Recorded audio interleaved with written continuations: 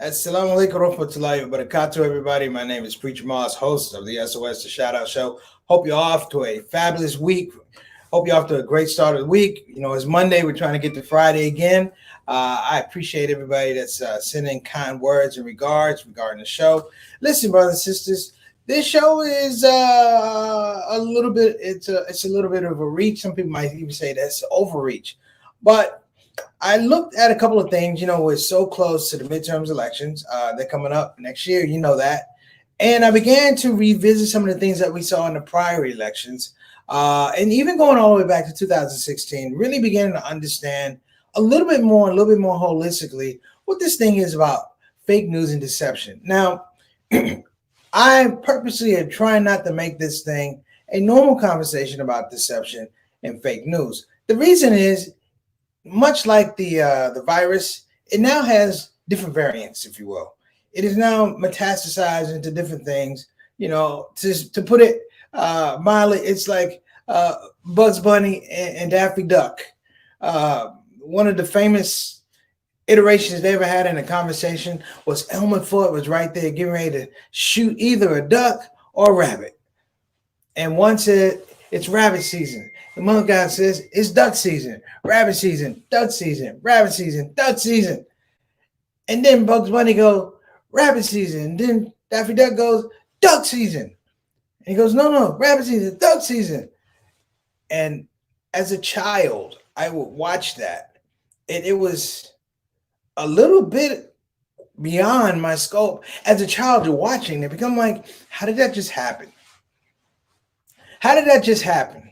That even now, brothers and sisters, we're not living in a cartoon with Bugs Bunny and Daffy Duck, but somebody somewhere has taken that concept to make you yell, it's duck season when you want it to be rabbit season. And that, brothers and sisters, is the nature of fake news. I'm going to, if at all possible, take it back and I'm going to give you guys some examples about how we got to this whole thing about the new level of deception and the new level of fake news. The fake news is so good now, brothers and sisters, we don't even talk about fake news anymore. It became a part of our everyday lingo, and now it's been played so much that it aligns, brothers and sisters, and they take the fake off it, and now you just think it's news. It started with me this morning. I have an iPhone, and what happened was they have this predictive typing on the iPhone. Like if I say as and I get to the S on the greeting, it'll say salamu, and I don't have to type, just salamu, and it says alaikum, and I guess it's supposed to help me type better, but it really makes you kind of lazy mentally. I'm used to typing stuff out. So as an experiment, what I decided to do, I went to my settings and I cut off the predictive part. Hear what I'm saying? I cut off the predictive part where it couldn't predict the words I was going to use. And while I was typing, I went to the us, but instead of it predicting, it corrected the word it thought I was going to say. Didn't predict it, it corrected it. What does that mean, brothers and sisters? It means that the predictions are built upon our mistakes. It's not doing us a favor. It gets better at analyzing our mistakes, but it doesn't let ourselves, grow and say, oh, let me delete, and develop muscle memory for correcting our own language, our own grammar. This is really interesting, brothers and sisters, because as we started talking about fake news and deception, it's the little things like this that have gotten us to this point. It's the little things that we've taken for granted, giving away little aspects of things that we control in terms of language, in terms of nuance, finance, things like that.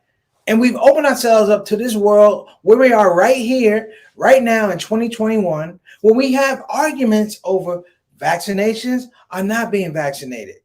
And the conversation is just like duck season, rabbit season, but in the middle, you have people who would die. So today, on the Shout Out Show, I'm going to rewind this thing about deception. I'm going to rewind this thing about fake news, and we're going to have a conversation. So I want to give a shout out, a shout out basically to everyone who's going to stick on this program. But I also want to give a shout out to Apple. Thank you, Apple, for opening up my eyes and realize that you are really, really intrusive in my life. I'm a grown man. I've been spelling stuff for years, but thank you so much for taking that little bit of thing, making me think you were doing me a favor, and you were not. You were analyzing my mistakes. And analyzing my mistakes, brothers and sisters, and telling her I'm just predicting, brothers and sisters, that is the beginning of the end. It's the Shout Out Show. Let's get it rolling.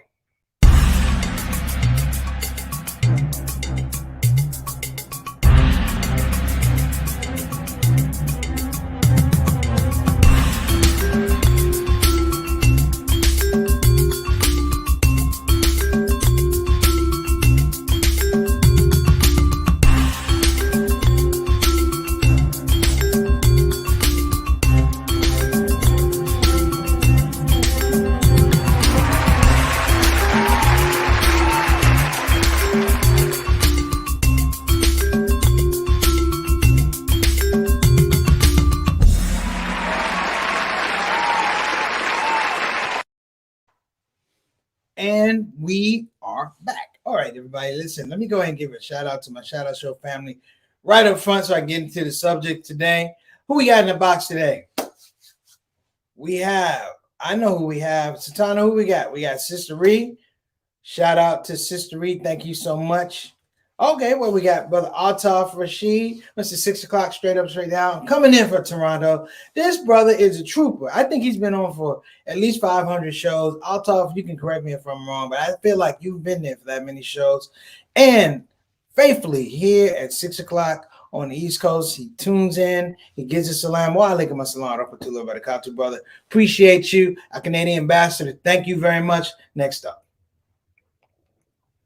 we got Sister Ree. What's going on? Hello to you, Sister Ree. Assalamu alaikum rahmatullahi barakatuh to you. Derek and Juwan, thank you so much for joining our telecast. I have something for you. I'm going to check your mail. I took a picture of something. I'm going to send it to you today. I think you might like it. All right. Thank you so much for coming on the show. Next up, we got Mama San, better known as Mary Moss. That's her Christian name. True. Fake news now brings about dangerous believers and dangerous actions. All right, Mama San, you on it today. Thank you so much. We're going to get into it. Next up, wa alaikum assalam rahmatullahi barakatuh, Brother Eric. Thank you so much for coming on the show. Appreciate you, man. Your presence, your input, it just makes a brother feel good, man. Thank you so much for coming on the show, the Shout Out Show. Next up, okay, Ree, you are welcome, my sister. You are welcome. Next up, we got Sister Satana. How you doing, Sister Satana? Sister Satana got a couple of days off. She's back in the saddle again. Make sure this program works. Like I said, the program without Sister Satana, I always break it down. Without Sister Satana, it could happen, but it's not going to happen well. It's going to be very incremental, and it's not going to be good increments. With Sister Satana, it's great because now you have a producing partner who looks at aspects of a show. Remember I said looking at aspects of something. All right? So let's get to it. Forecasting for deception and fake news. Let me rewind some things for you, brothers and sisters. Not just in television and movies, but I'm talking about historical events going all the way back to the Civil War.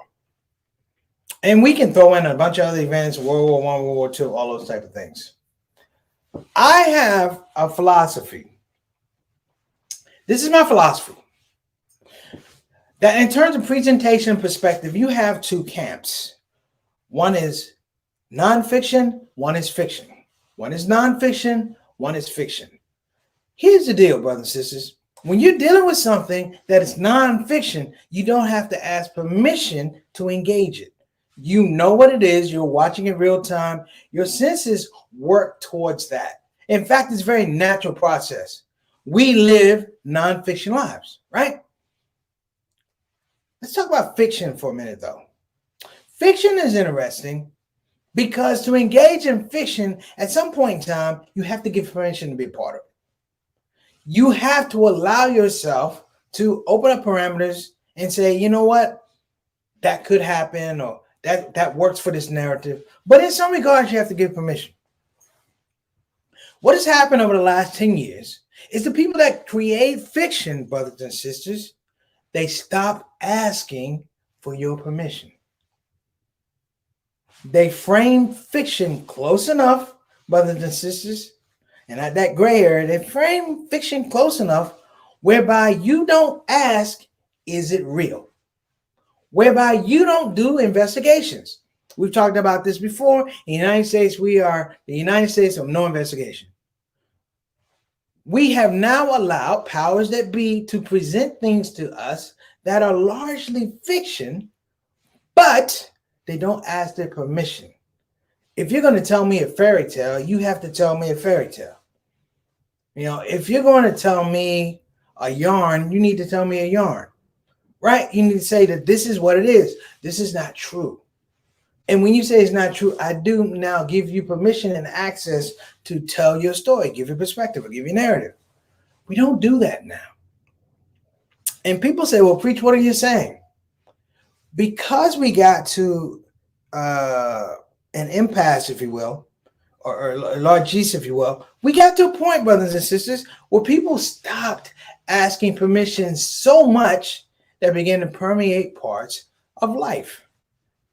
Imagine if you had a news organization that gave you fiction and didn't, hear me now, didn't ask your permission. You willingly gave it to them. We can say Fox, we can say MSNBC, we can talk about a whole lot of these things, but it's the reality that you have released something and you create a new subset of culture. And it's the absence of logic. You know, when you do fake news, and I'll try and break this down. You know, when you do fake news is part of a process. Like fake news doesn't come out of anywhere. You know, there's a term called conspiracy theory. People put a lot of emphasis on conspiracy, don't really look at the whole aspect of theory. When you do conspiracy theory, brothers and sisters, folks are not just throwing something out and say, do you like it? Or is that true? Or what are the parameters, the thresholds of what you're about to believe? They're not talking about the parameters. They're talking about the elasticity of what you're supposed to believe. They're talking about the elasticity of how you think. Where you originally said no, and then you said, could happen. Well, and this is it. I'm going to give you a story, brothers and sisters. I hope my parents are watching.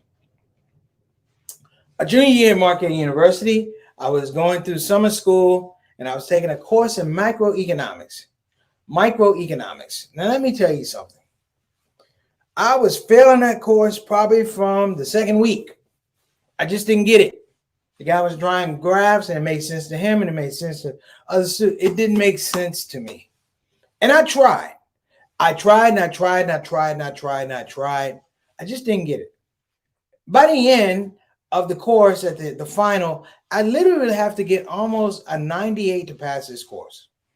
Well, newsflash, I didn't get to 98. I didn't get 88. I didn't get a 78. I didn't get a 68. I got a 58. Failing is 70. I got a 58.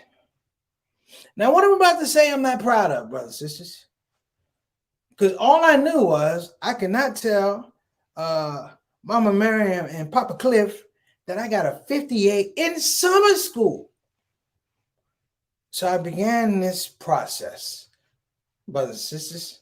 I began this process of reevaluating the whole value of microeconomics. And I based it against how it would affect me and affect me in a way where how would it benefit the African American community? This has nothing to do with the test I just failed. Work with me here. I stalked the professor, brothers and sisters. I stalked the professor. I finally got his office hours. The F was in the books. It was in the books. He said, how can I help you? And I said, I need to talk to you about that test. He said, well, you failed. I said, that's the problem. You think I failed, but I didn't fail. And certainly, brothers and sisters, I began a conversation about the test that literally removed the whole idea that there's a meritocracy to taking a test.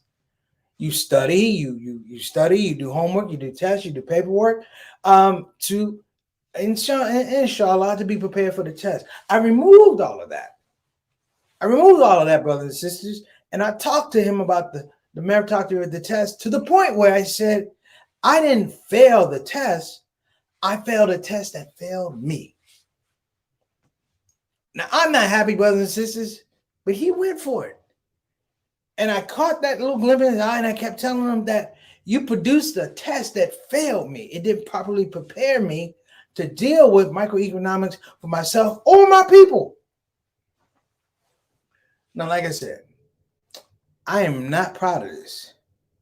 Not at all.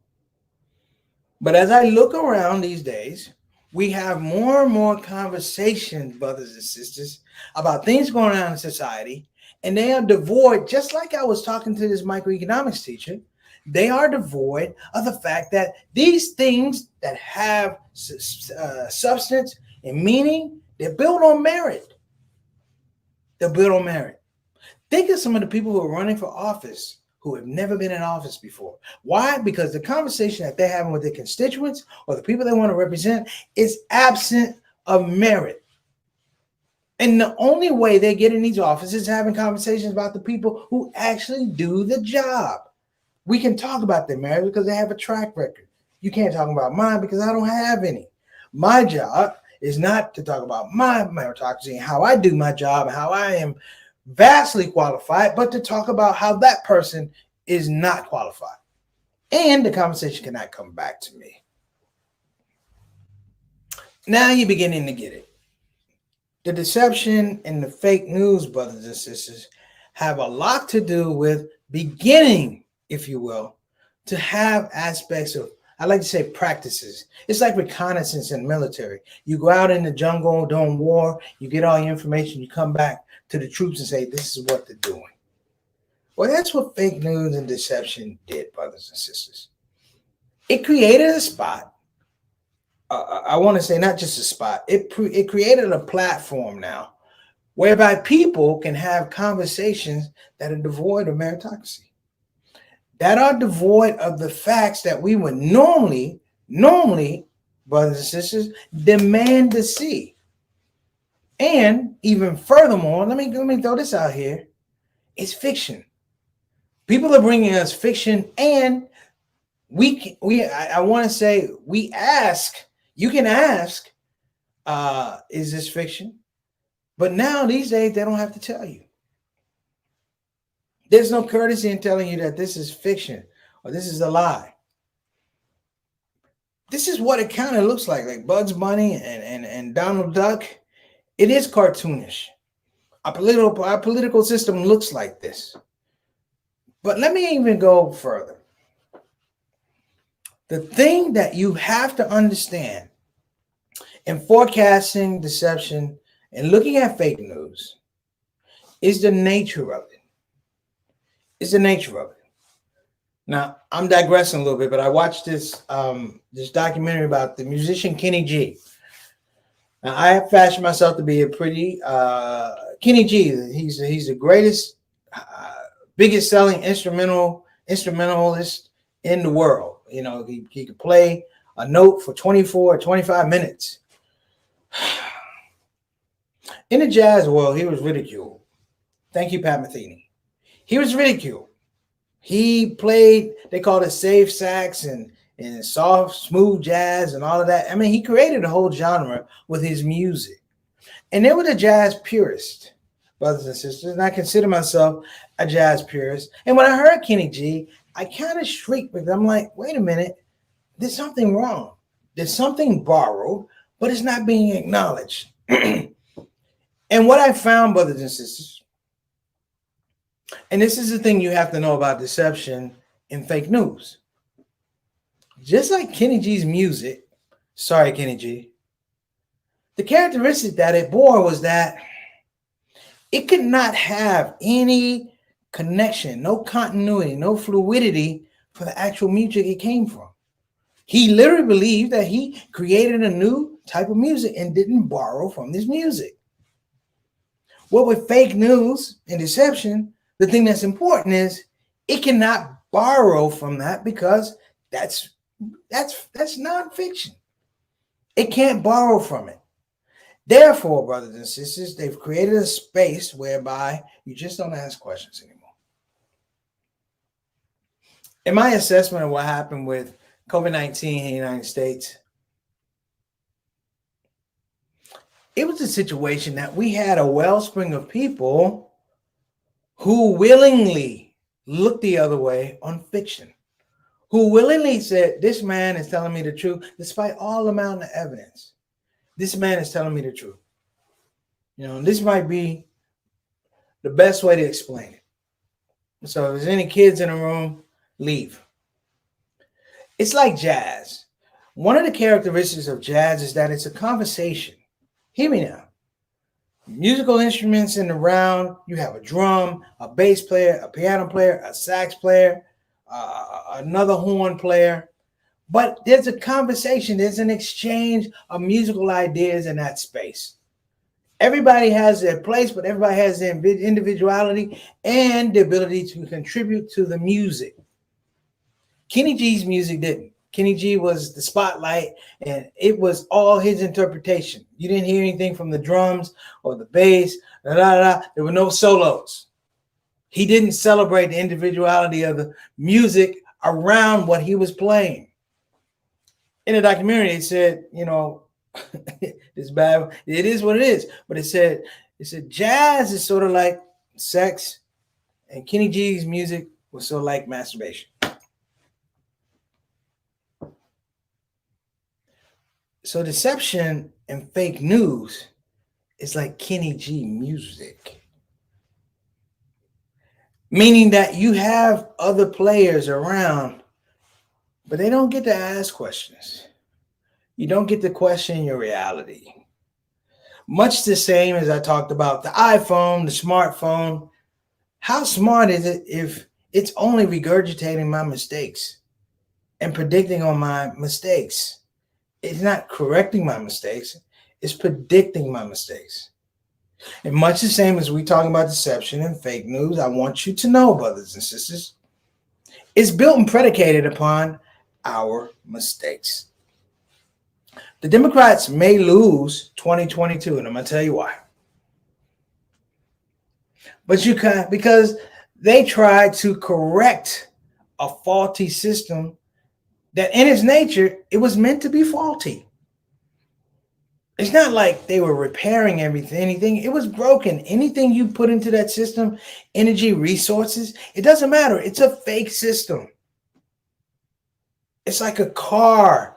They tell you put tires on it and new upholstery. But if the engine, forget not running, if the engine didn't even in the car, what have you achieved? There, brothers and sisters, is where we come to the point.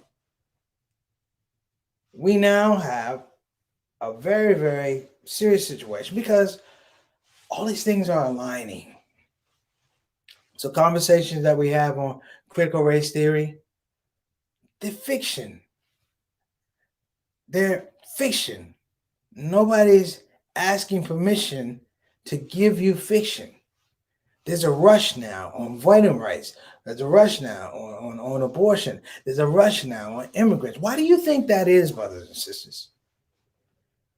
Because people don't believe they need permissibility from people who are on the nonfiction side to actually stand up and say something. Look at Donald Trump. Donald Trump is a man who said, if you don't do what I tell you to do, I will, in essence, punish you in front of your constituents by running another person who will follow, is obedient to me. I run them in a race. It's happening down in Georgia right now. And people say, hey, what do you mean? What do you mean? I'm like, because the system, and here's the big part, the system in and of itself will eat itself. It will eat itself. It will cave in like a sinkhole because it's minus the surface or the infrastructure. Now, why is this important? Because we keep building on this faulty land, if you will. We keep building on this surface, not understanding that there's nothing under the surface. And for every person who doesn't cry wolf, they're castigated. Everyone who says the sky is falling when the sky is actually falling, they're castigated. Everyone who says, hey, man, this house is on fire, and the person comes out on fire and go, it's not on fire. That's where we are right now. If you start thinking about it even more so, fake news has been one of the devices that's been used throughout the history of politics, throughout the history of race. I predict, brothers and sisters, in 3 years, that we're going to have a case in front of the Supreme Court that's framed on, you guessed it, critical race theory. Something that is a theory, brothers and sisters, that never ever tested the elasticity of the human mind. It didn't have to, because you had laws. You had laws that you could look to. This was a non-fiction theory. And though we say race theory, it could have been anything. Critical Muslim theory, critical transgender theory, critical Native American theory, that it took on the merits, here's the word, took on the merits and the concerns of the people who were going through it. You know what word you don't have? Critical white race theory. You don't have critical oppression theory. You don't have critical wealthy theory. You don't have those things because they're very, very minute, but they're also built upon the fact that to admit to one part of it, you got to admit to all of it. To say I'm wealthy means that you have to talk and expand about how you got your wealth. And maybe you don't want to do that. If you say, hey, listen, I'm a law and order, what does law and order mean? You have to expand on what it means. And you got to expand beyond itself. You have to do the thing that jazz does, which is invite continuity. We have to look at the evolution of your argument. And these days, brothers and sisters, when we talk about fake news and deception, it's a hard stop. Nobody wants to talk about yesterday. Do you realize they talk about critical race theory and they don't even use the names of the people who put it together? Richard Delgado, Derek Brooks, people like that. They don't even talk about these people. And the reason I don't talk about these people, brothers and sisters, is because the argument has to be one-dimensional. It can't be inclusive. It can't be inclusive of these facts. And making it one-dimensional, guess it makes it one delusional, and it also makes it, here we go, one voice. So listen, I would, in a wrap-up type of way, I would encourage all of us to expand our view on things that we see. So if we're looking at the marketplace, or we want to do a startup, in business is nonfiction. You either make money or you don't make money, even though people lie about how much money they make. But in the end, you could look at a ledger. Even myself, brothers and sisters, I told that horrible story of tricking my microeconomic teacher from moving my grade from a 58 to a 70 based on the fact I gave him the worst faulty argument in the world, and he went for it. I talked to him about the merits of his test, not the merit of my poor studying and preparation, and he went for it. And the one thing I had to do in that conversation, guess what I had to do, brothers and sisters? I had to keep him from going back and looking at the answers I actually wrote on the test, because I would have ruined the hustle. So think about those things, brothers and sisters. When you see deception and fake news, don't see it as the person is lying. Don't look at it like that. Look at it as a very, very intricate system of how people are trying to deliver information to you. And understand that that system is developing complex. That the system in its framework looks to you to take things away from your purview. That things require merit. A conversation requires merit. You have to be able to talk about what you talk about. You have to be able to talk about things you know. You just can't talk about things you don't know. 10 years ago, somebody started talking about something they didn't know, and people went to know. They go, man, that Negro crazy. That person crazy. But now, brothers and sisters, there are people who are getting elected on things they don't know. All right. Enough about deception. Let's go ahead and wrap up, Sister Satana. I want to give a shout out to my brother Wale and my salon Rafutu Barakatu, JT. Who else we got? JT, in fact, this started with JT talking about Kenny G this morning.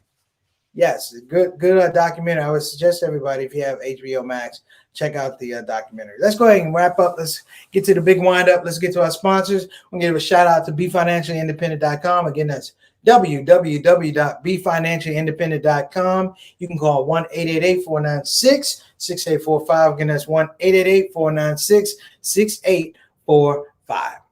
All right, now, if you're thinking about getting a quality Islamic graduate education at the graduate level or the doctorate level, you know who I'm shouting out? I'm shouting out Bayan Islamic Graduate School. Again, that's Bayan Islamic Graduate School with programs in Islamic studies, Islamic education. They have one of the best programs, the Masters of Divinity program, with a focus on Muslim chaplaincy. We got a lot of people that need that help at hospitals and prisons and colleges all across the United States. So check it out. If you're thinking about it, go to banonline.org. Again, that's banonline.org. And before we get out of here, we want to give a shout out to our newest sponsor, Convenient Urgent Care, in the city of Houston with 3 locations. Those locations will be Cypress, Pasadena, and Houston Parker Road. Listen, you guys have been great. And I know I gave you a lot of information, but just think about it. Think about what you give permission to. All right. It's a shout out show. Inshallah, I'll see you tomorrow. Assalamu alaikum warahmatullahi wabarakatuh. Well, team, we've come to the end of yet another show. And I have to say, I had a good time, and I hope that you had a good time as well. Listen, at this part of the show, we have no more show. I could literally sing a song saying we have no more show. However, to spare all of us that embarrassment and chaos, I'm just going to say, please join us tomorrow here on the Shout Out Show, Monday through Thursdays, and every first Saturday, we do our Saturday Spotlight. Here we are again, 5 to 5:30 on the Central Time. And of course, we're going to do our rebroadcast at 8 o'clock Central, 9 o'clock p.m. And of course, that would be 6 o'clock on the West Coast. So, time for you to go, because it's time for me to go. I think I will do that song. Thank you for coming to the show. Thank you for coming to the show. That's all the lyrics I wrote. But you get the idea. See you tomorrow. Assalamu alaikum. Shout out.